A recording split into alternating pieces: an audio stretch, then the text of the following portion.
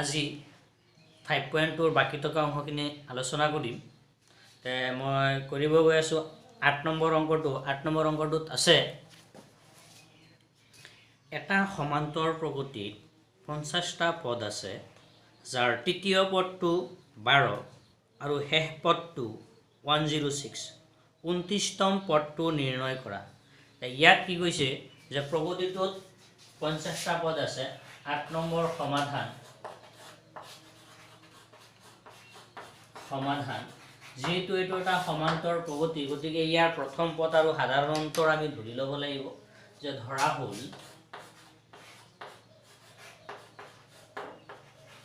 হ'ল AP2, AP means সমান্তৰ প্ৰগতি। ধৰা হ'ল AP2ৰ প্ৰথম পদ স্মল a আৰু সাধাৰণ অন্তৰ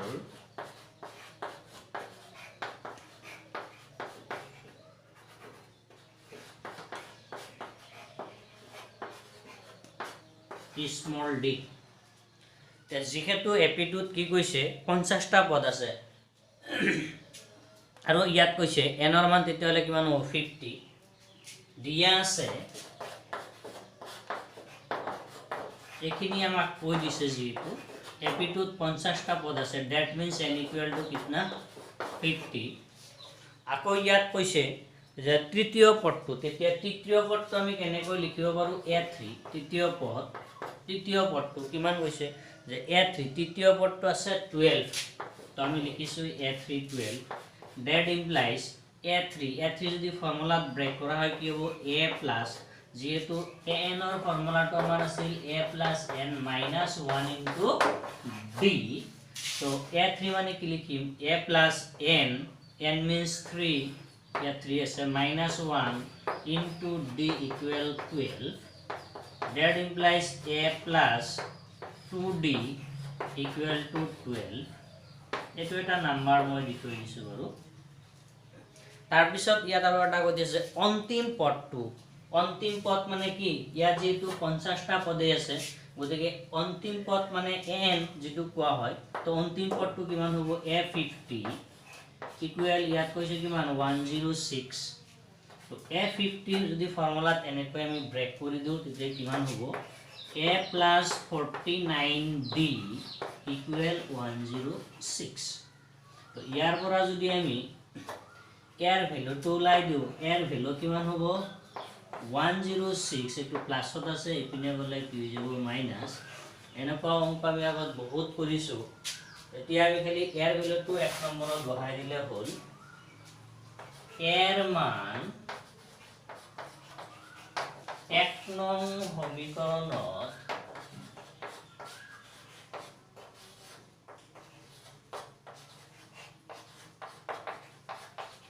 বহুৱাই পাওঁ।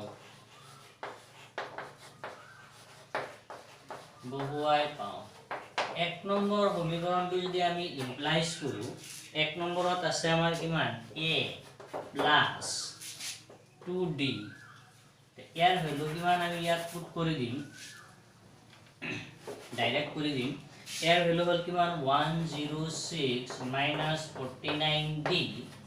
তাৰপিছত কিমান আছে প্লাছ 2d ইকুৱেল কিমান 12।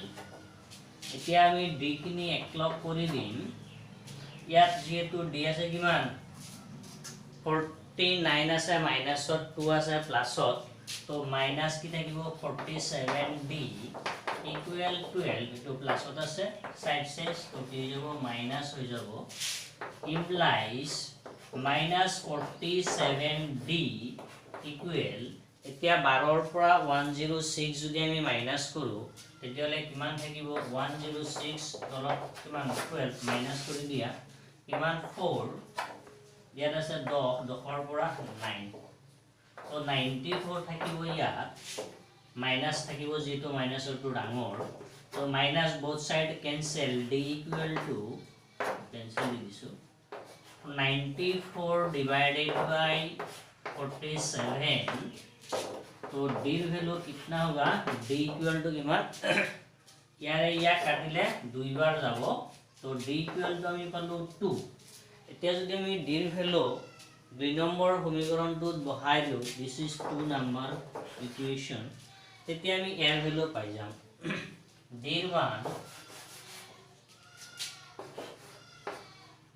ৰ মান 2 নং সমীকৰণত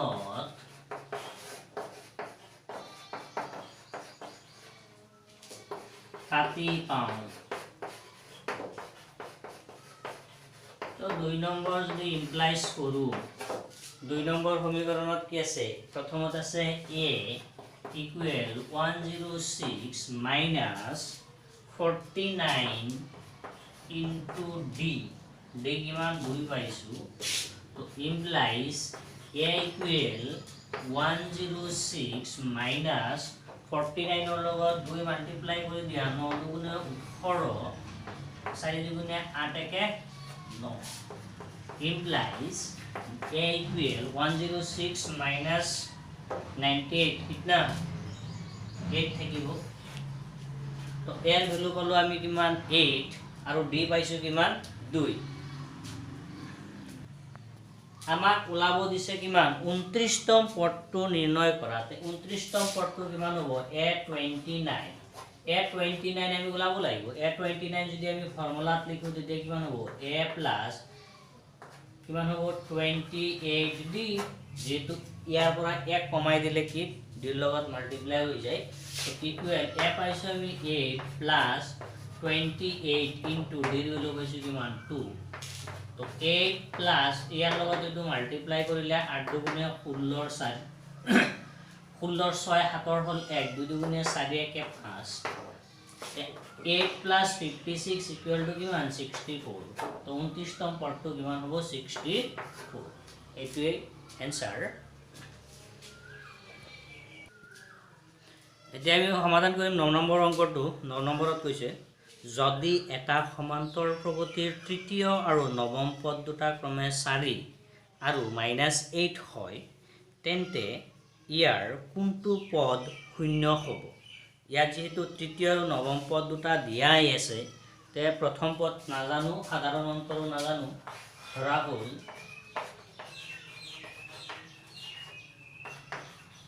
প্ৰথম পদ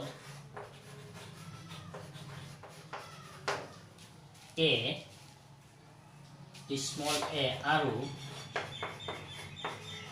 সাধাৰণ অন্তৰ অলপ শৰ্ট কৰে লিখিছো তৃতীয় ৰেখাৰ সামিজ সাধাৰণ অন্তৰ দি লৈছো তা প্ৰশ্নমতে কি আমাক কৈছে অ্যাকৰ্ডিং টু কোয়েশ্চন প্ৰশ্নমতে আমাক কৈছে যে প্ৰথমত কি কৈছে আমাক তৃতীয় পদ আৰু নৱম পদ তৃতীয় মানে দ্যাট মিন্স তৃতীয় a3 তৃতীয় পদটো কিমান আছে কৈছে a3 তৃতীয় পদটো আছে 4 তো a3 equal to 4 যদি আমি ইয়াক ফৰ্মুলাত ভাঙি দিও এতিয়া a plus কি হ'ব 2d হ'ব equal to 4 এটো দিছো নাম্বাৰ 1 আকৌ নৱম পদ মিন্স a9 equal কিমান কৈছে নৱম পদটো কিমান কৈছে -8 implies নৱম পদটো যদি ভাঙি দিও a9 ক ভাঙিলে a plus 8d equal to -8 এইটো আমি জানিবা ইকুৱেশ্যন equal -8 তো ইয়াৰ পৰা আমি ইয়াৰ ভ্যালুটো লাইছো a equal কিমান হ'ব -8d ইয়াৰ ভ্যালু যদি আমি 1 নং সমীকৰণত বহাই দিও ইয়াৰ মান 1 নং সমীকৰণত বহুৱাই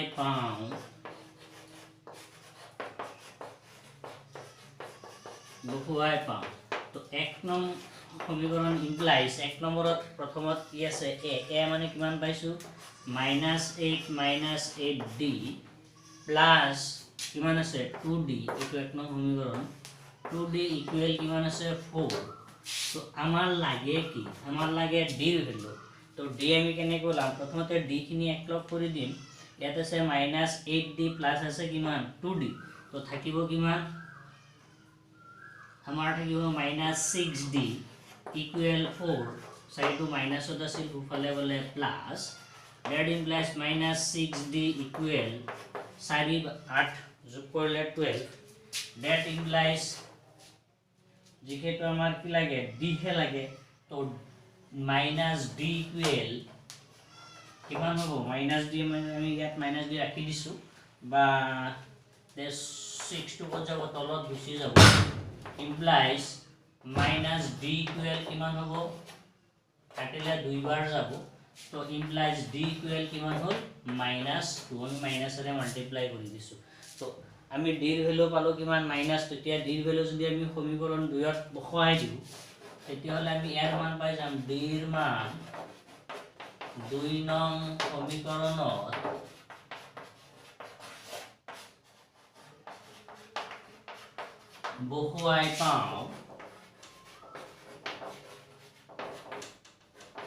বহুৱাই পাওঁ তো 2 নম্বৰ সমীকৰণটো যদি আমি ইমপ্লাইজ কৰোঁ 2 নম্বৰত আমাৰ কি আছে a ইকুৱেল -8 লিখি দিয়া মাইনাছ কি আছে 8 ইনটু কি আছে d কিমান আছে -2 তো ইমপ্লাইজ a ইকুৱেল -8 মাইনাছৰ লগত মাইনাছ মাল্টিপ্লাই হ'লে প্লাছ 8 দুগুণে 16 that implies a equal 16 ৰ পৰা 8 গলে থাকিল তো এৰ ভ্যালু পালো আমি 8 d ৰ ভ্যালু কিমান পাইছো -2 এতিয়া আমাক কৈছে ইয়াৰ কোনটো পদ শূন্য হ'ব যেহেতু কৈছে তা আমি ধৰি লৈছো যে আকৌ ধৰো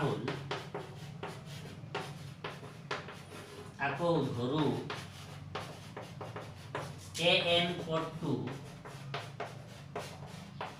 শূন্য হ'ব আমি ধৰি লৈছো যেটো an পদ আছে এটো কি হ'ব শূন্য হ'ব অৰ্থাৎ আমি তেতিয়াহলে কি লিখিব পাৰিম আমি লিখিব পাৰিম an ইকুৱেল টু কিমান 0 তো an মানে ফৰ্মুলাটো কি আমাৰ a plus n minus 1 into d equal two আমি কি লিখিব পাৰিম শূন্য লিখিব পাৰিম তো that implies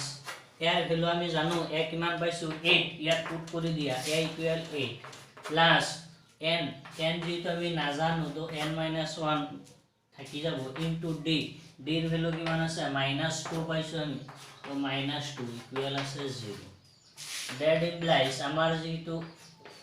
n লাগে গতিকে n minus 1 আমি ৰাখি দিছো ইনটু -2 ইকুৱেল 8 টু প্লাসত আছে সাইড চেঞ্জ হৈ যাব মাইনাস তো মাইনাস এৰে যদি আমি মাল্টিপ্লাই কৰি দিও ইয়াত n minus 1 into 2 equal কি থাকিব ইয়াত 8 থাকিব এটো মাইনাস মাইনাস ক্যান্সেল তো আমাৰ লাগে n minus 1 তো আমি ৰাখি দিছো যেটো n minus 1 ৰ লগত 2 টো কি হৈ আছে পূৰণ হৈ আছে তো সাইড চেঞ্জ হলে এটো কি হৈ যাব হৰণ implies n minus 1 2 এৰে কাটিলে কেইবাৰ যাব 4 গুণে 8 তো implies n equal 4 এটো সাইড চেঞ্জ কৰিলে কি হৈ যাব -2 প্লাস হৈ যাব তো n equal 5 অৰ্থাৎ পঞ্চম পদটো অৰ্থাৎ পাঁচতম পদটো এটাকে 5তম পদটো শূন্য হ'ব তাছই গল তে 10 নম্বৰ অংকটো আছে চোৱা এটা সমান্তৰ প্ৰগতিৰ 17তম পদটো আৰু 10তম পদটোতকৈ 7 ডাঙৰ সমান্তৰ প্ৰগতিটোৰ সাধাৰণ অন্তৰ নিৰ্ণয় কৰা তে ইয়াত আগৰ নিচিনা সেম 10 নম্বৰ সলিউশন ধৰা হল প্ৰথম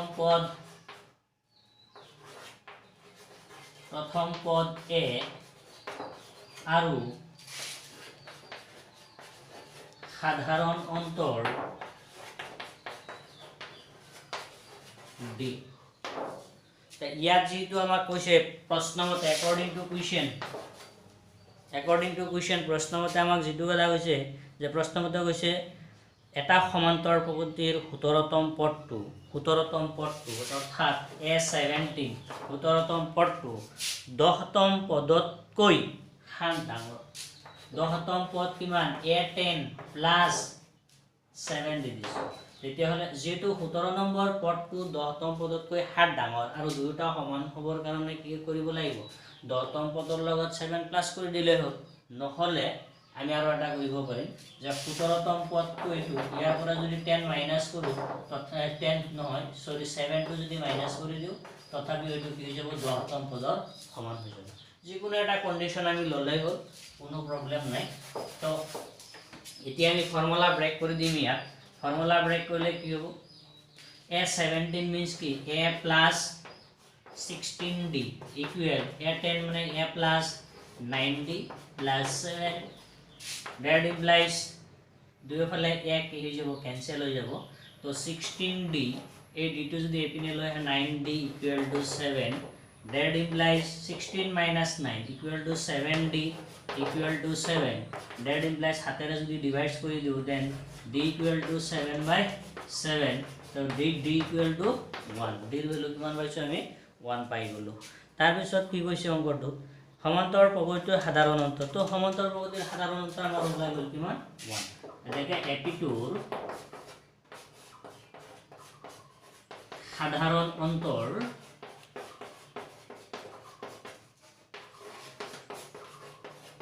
1 this is the answer তাৰ পিছত মই 11 নম্বৰ অংকটো কৰিম 11 নম্বৰত কি কৈছে 3 AP2 আছে এটা AP দি আছে 3 15 27 39 সমান্তৰ প্ৰগতিটোৰ কোনটো পদ 54তম পদতকৈ 132 ডাঙৰ 11 নম্বৰ সমাধান ইলিমেন্ট সলিউশন যেটো AP2 প্ৰথমতে মই লিখি লৈছো প্ৰদত্ত AP2 হল প্ৰথমতে মই AP2 লিখি দিছো ইমান আছে 3 15 27 39 बस तो या a means what a মানে হল প্ৰথম পদ কিমান আছে 3 তো d মানে কি আছিল সাধাৰণ অন্তৰ কেনে গলাই second term minus first term অৰ্থাৎ দ্বিতীয় পদ মাইনাস প্ৰথম পদ 15 ৰ পৰা 3 গলে কিমান থাকিব 12 থাকিব এতিয়া অ্যাকৰ্ডিং টু কোয়েশ্চন প্ৰশ্নমতে আমাৰ কি কৈছে যে প্ৰশ্নমতে আমাৰ ইয়াত স্পষ্টভাৱে কৈছে যে প্ৰগতিটোৰ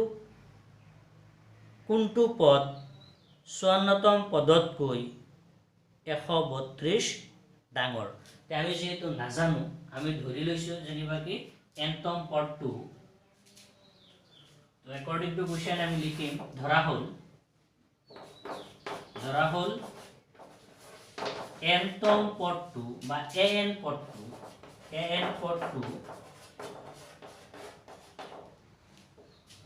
54তম পদতকৈ 132 ডাঙৰ আমি এটো ধৰি লৈছো দে তো অৰ্থাৎ আমি এনেকৈ লিখিব পাৰিম n ইকুৱেল টু কিমান a 54 প্লাস 139 কাৰণ যেহেতু কি n পদটো 54তম পদতকৈ 132 ডাঙৰ তো সেই কাৰণে কি কৰিব লাগিব এই পদটো সৰু 54তম পদটো কি সৰু আৰু ইয়াৰ লগত যদি আমি 132 প্লাস কৰি দিও তেতিয়া দুটা কি হৈ যাব সমান হৈ যাব তো আমি এতিয়া ফৰ্মুলা ব্ৰেক কৰি দিলে হ'ল an মানে কিমান a plus n minus 1 into d equal 54তম পদ a plus ইয়াত কি হ'ব 53d plus 132 তো ইমপ্লাইজ যদি আমি কৰি দিও দুয়োফালে a আছে ক্যান্সেল দিলে হ'ল বা ইয়াৰ ভ্যালু 3 এটো পুট কৰিলে হ'ব কোনো কথা নাই তো ইয়াত আমাৰ যেটো পুট কৰাৰ দৰকাৰই নাই আমি নকৰো a ক্যান্সেল দিছো তো ইয়া থাকিব কি n - 1 into d equal yes 53 d plus 132 তো ইয়াৰ পৰা আমি অলপ কি কৰিব লাগিব d এৰ ভ্যালু আছে আমি পুট কৰি দিম n - 1 into d কিমান 12 equal 53 into 12 plus 132 that implies যদি আমি 12 এর মাল্টিপ্লাই কৰি দিও দেন 12n minus 12 লগত 1 মাল্টিপ্লাই হলে 12 ইকুৱেল 12 লগত 53 মাল্টিপ্লাই 53 into 12 3 দুগুণে 6 5 দুগুণে 10 3 1 গুণ 3 5 1 গুণে 5 6 3 6 কিমান 636 plus 132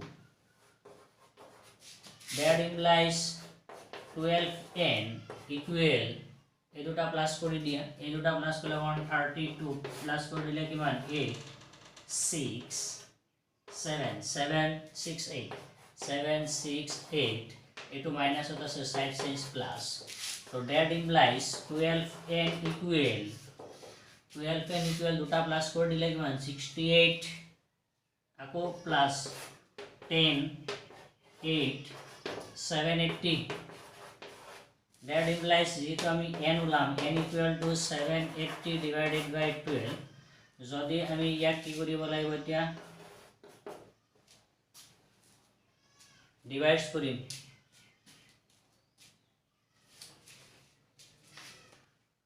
তো n equal আমি কাটাকাটি কৰি দিম ইয়াত যদি আমি ইয়াক 6 দি কাটি দিও 6 ৰে কাটিলে কেইবাৰ যাব দুইবাৰ যাব 6 ৰে কাটিলে 6 হাতত যায় একবাৰ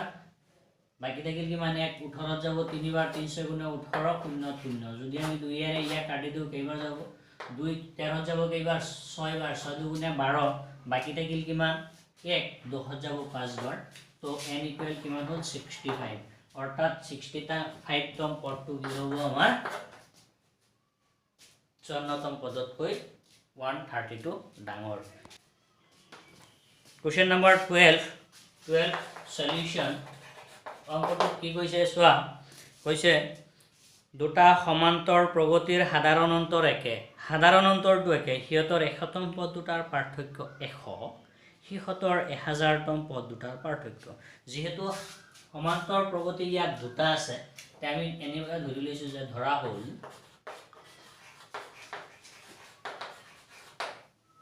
সমান্তৰ প্ৰগতি দুটাৰ প্ৰথম পদ ধৰা হ'ল এপি দুটাৰ প্ৰথম পদ ক্ৰমে ক্যাপিটেল এ আৰু স্মল এ যে প্ৰথম যেটো এপি আছে ইয়াৰ প্ৰথম পদটো ক্যাপিটেল লৈছো আৰু দ্বিতীয় যেটো এপি আছে হেয়াৰ প্ৰথম পদটো স্মল লৈছো আৰু ইয়াত কৈ দিছে সাধাৰণ অন্তৰ দুটাৰে একে যেহেতু সাধাৰণ অন্তৰ একে সাধাৰণ অন্তৰ আমি লৈ লৈছো ডাইৰেক্ট ইয়াত আমি এনে কৈ লিখিছো যে সাধাৰণ অন্তৰ আমি দুটাৰে কি লৈছো ডি লৈছো সাধাৰণ অন্তৰ দুটাৰে ডি লৈছো এতিয়া ইয়াত আৰু এটা কথা মনত ৰাখিব লাগিব যেহেতু হৈছে দুটা সমান্তৰ প্ৰগতিৰ সাধাৰণ অন্তৰটো একে হিয়তৰ 100তম পদ দুটাৰ পাৰ্থক্য মানে কি আছিল এটাৰ পৰা আনটো মাইনাস কৰিব লাগিব তেতিয়াহলে ইয়াত জানিব লাগিব যে যেটো প্ৰথম প্ৰগতি আছে ইয়াৰ প্ৰথম পদটো দ্বিতীয় প্ৰগতিতকৈ হয়তো কি হ'ব পাৰে ডাঙৰ হ'ব পাৰে যদি আমি এনেকৈ কন্ডিশন লৈছো যে according to question প্ৰথমত কৈ দিছে যে 100তম পদ দুটাৰ পাৰ্থক্য তে ইয়াৰ 100তম পদটো কিমান হ'ব প্ৰথম সমান্তৰ প্ৰগতিৰ 100তম পদটো হ'ব a100 মাইনাস স্মল a100 এতিয়া প্ৰশ্ন হয় যে ইয়াত a100 কিয় লিখা হৈছে a100 এই কাৰণে লিখা হৈছে কাৰণ ইয়াত দুটা যেটো প্ৰগতি আছে প্ৰথম প্ৰগতিটোত আমি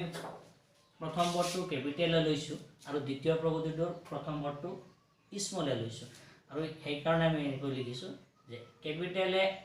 100 minus small A 100 equal to কৈ দিছে কিমান 100 আমি যদি ইয়াত ফৰ্মুলাটো যদি ব্ৰেক কৰো ইয়াত কি হ'ব ইয়াৰ প্ৰথম পদ হ'ল ক্যাপিটেল এ প্লাস 99d মাইনাস এটো কিমান হ'ব small A plus 99d equal to কি হ'ব 100 that implies আমি a minus a অর্থাৎ এটুৱে মাইনাস এটুৱে আৰু এটো আছে 99 প্লাস 99 আৰু প্লাস মাইনাস এটু কি যাব মাইনাস 99d ইকুয়াল 100 তো এটু প্লাস মাইনাস কি হয় cancel capital a minus small a equal কিমান পালো আমি 100 পালো দিস ইজ ইকুয়েশন নাম্বার 1 দ্বিতীয় শর্তমতে ইয়াত কৈছে যে সিহঁতৰ 1000তম পদ দুটাৰ পাৰ্থক্য কিমান এতিয়ালে আমি লিখিম যিটো আমাক ওলাব দিছে 1000তম পদ 8000 মাইনাস স্মল 8000 ইকুয়াল টু ওলাব তো এটো ফর্মুলা কি হ'ব a plus 99d sorry 999d minus কিমান হ'ব ইয়াত small a plus 999d that implies capital A 1000 minus small a 1000 equal কিমান হ'ব capital A minus এইটো যদি আমি ইয়াত লৈ আহো small a plus 999d এটো কি হৈ যাব প্লাস এ মাইনাস আকৌ কি হৈ যাব ইয়াত মাইনাস হৈ যাব তো 999d this cancel তো আমি কিমান পালো ইকুয়াল ইয়াত কিমান থাকিব ক্যাপিটাল A minus small আৰু ক্যাপিটাল A minus small এৰ ভ্যালু আমি ইয়াত পাইছো এক নম্বৰ সমীকৰণত আছে কিমান 100 তো 100 অৰ্থাৎ কি দেখা গ'ল যে 1000তম পদ দুটাৰ পাৰ্থক্য কিমান 100 এটাকে 1000তম পদ দুটাৰ পাৰ্থক্য 100 এইটো आंसर 13 নম্বৰ অংকটো আমি কৰিব গৈ আছো ইয়াত কৈছে যে কিমানটা 3 অংকযুক্ত সংখ্যা হাতেৰে বিভাজ্য বহুত ইম্পৰ্টেন্ট কথা 3 অংকযুক্ত 13 নম্বৰ সমাধান ইয়াত প্ৰথমতে আমি এটা কথা জানিব লাগিব তিনিটা অংকৰে লিখিব পৰা আটাইতকৈ সৰু সংখ্যাটো কিমান এইটো या 3 অংকৰে লিখিব পৰা আটাইতকৈ সৰু সংখ্যাটো যদি 100 হয় ইয়াত কৈছে তিনিটা অংকৰে যে তিনিটা অংকৰে অংকযুক্ত সংখ্যা এটো আকৌ কি হ'ব লাগিব হাতেৰে বিভাজ্য হ'ব লাগিব তে এখনটো হাতেৰে বিভাজ্য নহয় তাৰ পিছত আমি লৈছো কিমান 101 এটো হাতেৰে বিভাজ্য হয় নে হাতেৰে বিভাজ্য এটো নহয় কিয় নহয় যদি হাতেৰে হৰণ কৰা হয় এটো কেইবাৰ যাব একবাৰ যদি যায় বাকি থাকিব 3 31 হাতেৰে বিভাজ্য নহয় তাৰ পিছত এনে কৈ চেক কৰি যোৱা 102 হ'ব নে নহয় 103 নহয় 104 নহয় 105 105 টু নিশ্চয় হ'ব যেটো হাতেৰে কাটিলে কেইবাৰ যাব এটো হাতেৰে যদি ডিভাইড কৰা হয় একবাৰ যাব 3 বাকি থাকিল 35 ত 5 যাব কিমান 5 বাৰ তো 10 যে প্ৰথম সংখ্যাটো কিমান হ'ল আমাৰ 105 তাৰ পিছত তেতিয়া হলে যে তিনিটা অংকযুক্ত আমি যদি এনে কৈ লিখি লও ইয়াত যে তিনিটা অংকযুক্ত তিনিটা অংকযুক্ত হাতেৰে বিভাজ্য হোৱা এপিটু হ'ব কি হ'ব প্ৰথমটো আমি উলাই লৈছো কিমান 105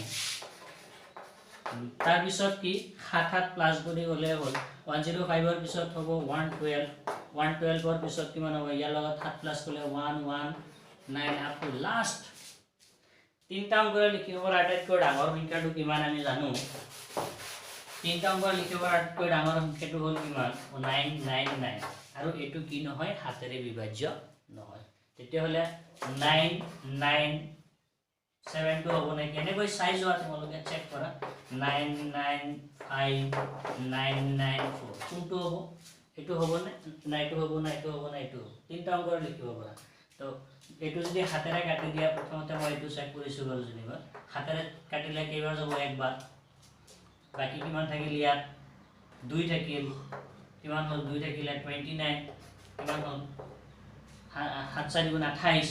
তো আকৌ থাকিল কিমান ইয়াত এক থাকিল 14 দুইবাৰ গতিকে এটো হ'ব লাষ্ট অন্তিম পদটো কিমান